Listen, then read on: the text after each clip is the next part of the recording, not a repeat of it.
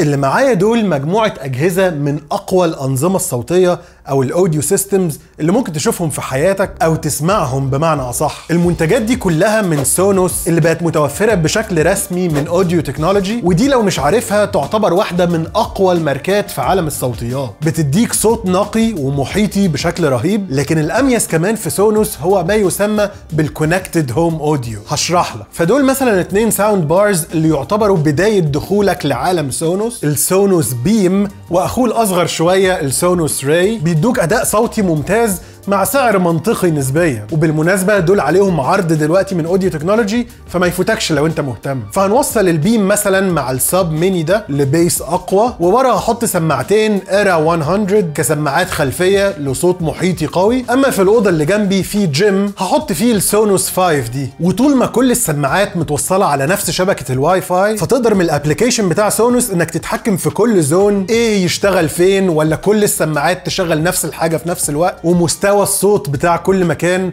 الموضوع رهيب. حتى الهيدفونز السونوس ايس تقدر تخليها سماعه من ضمن المجموعه، وبضغطه زرار طويله عليها هتسمع الصوت منها لوحدها، عشان لو حابب تتفرج على حاجه وتستمتع بالصوت لوحدك بدون ما تزعج حد تاني. حقيقي تجربه مميزه جدا، ودول الساوند بارز اللي يعتبروا انتري ليفل. اما لو حابب تشوف الوحش الفلاج شيب من سونوس الارك الترا مع المجموعه الاقوى من السماعات، هحكي لك عنهم في فيديو تاني جاي، فما تنساش تتابعني عشان ما يفوتكش.